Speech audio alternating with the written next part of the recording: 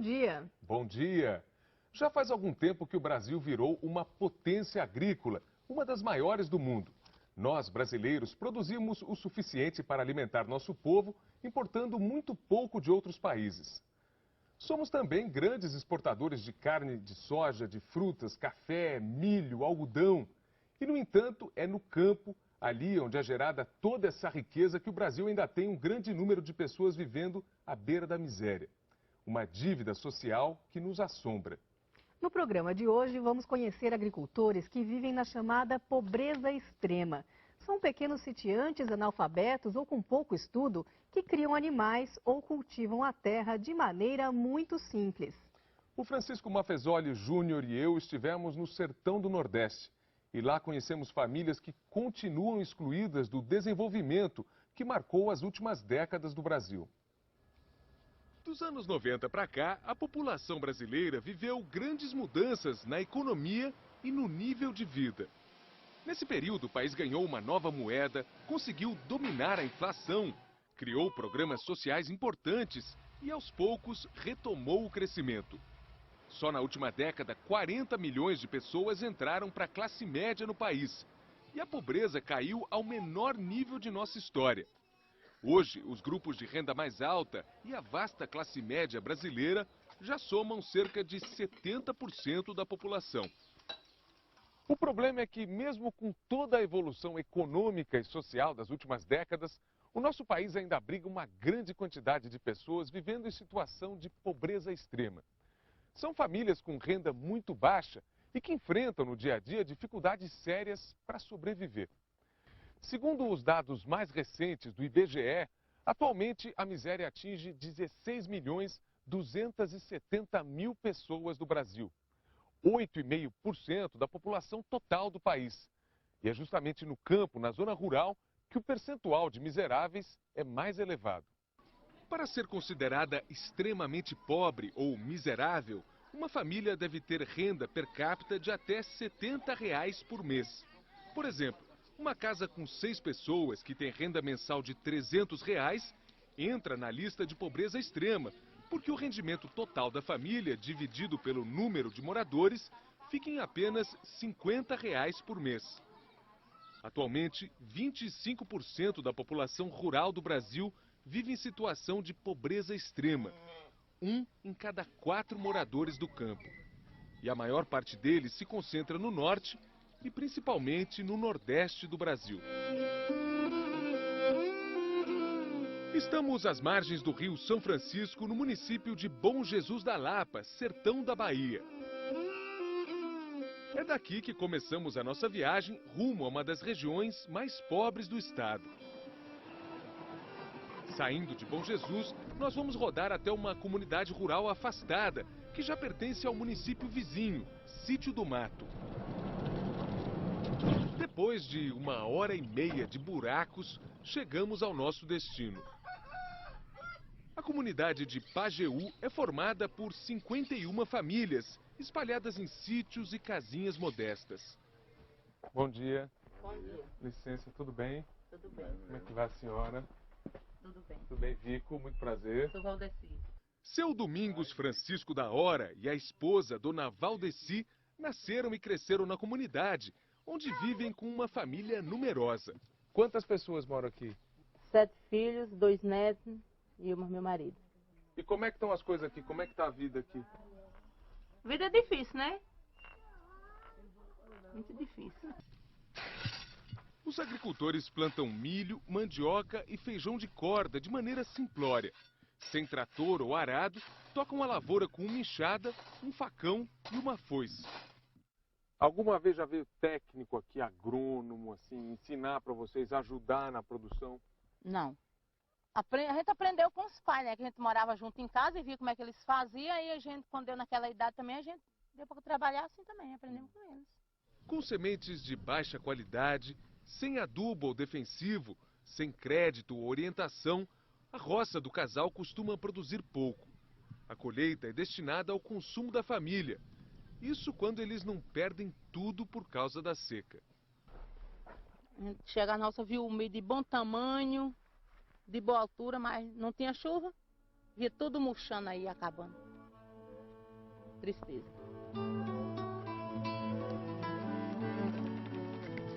Além da lavoura, o casal tem algumas vacas de leite. Só que com a estiagem dos últimos meses, elas ficaram tão magras, tão desnutridas, que pararam de produzir.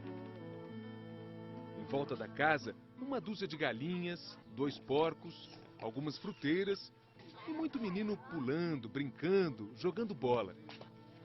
40% da população extremamente pobre do Brasil é composta por crianças e jovens de até 14 anos. Dona Valdeci gosta de ver a casa cheia. É muito bom, né? Os filhos vão crescendo, vai chegando os netos, pra gente ter a mesma companhia dentro de casa. E ela é sua neta? É. E ele também? É. Quer dizer, a avó moça. É. Nauana, de 1 ano e meio, e Marlisson, de 9, são os 2 netos que moram com Dona Valdeci.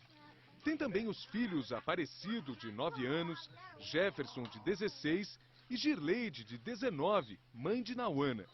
Nos dias em que passamos com a família, os filhos mais velhos estavam fora de casa, pois conseguiram serviço numa fazenda da região.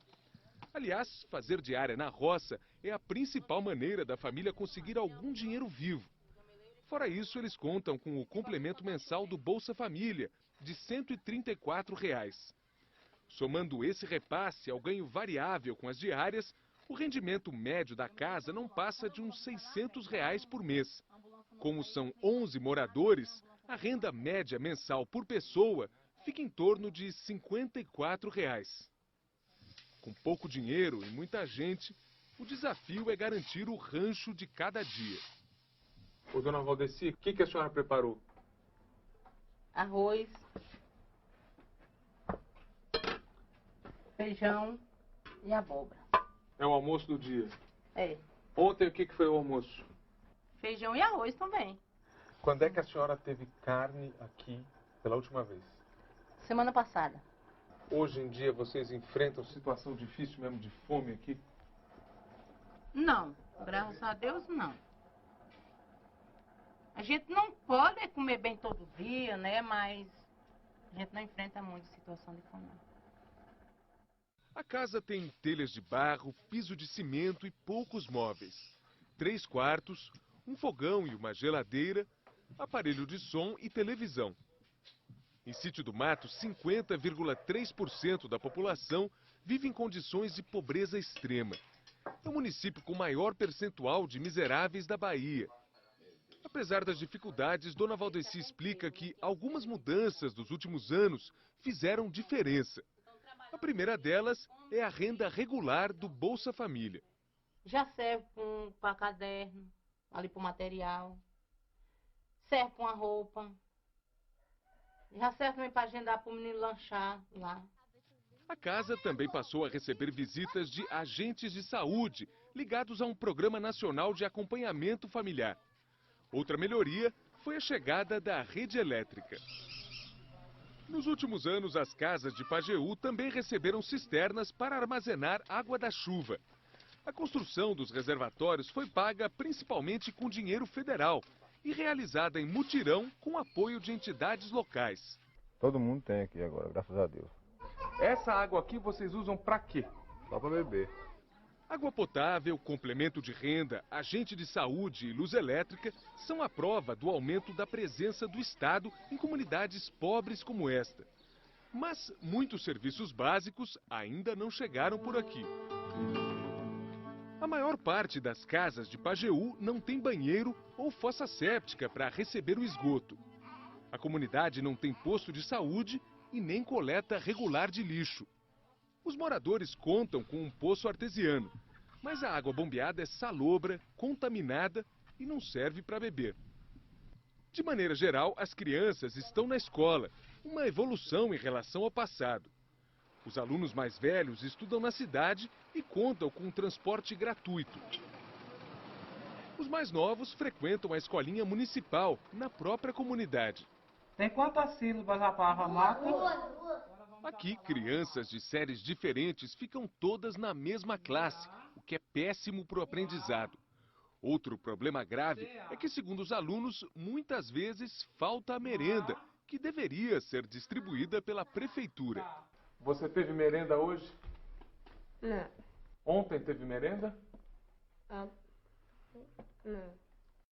Os problemas da escola são uma preocupação para seu Domingos e Dona Valdeci. Eles contam com orgulho que os filhos sempre frequentaram o colégio e 4 deles já se formaram no ensino médio. Nós nunca tiramos nossos filhos da escola para ir trabalhar, mas nós na roça não.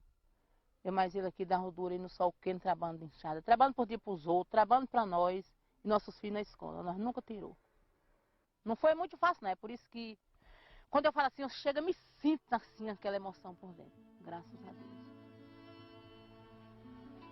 Me sinto mesmo, me sinto feliz e uma mãe orgulhosa. Segundo o casal, hoje o maior problema da família é a falta de renda, a falta de trabalho e de condições para produzir e viver na roça com dignidade.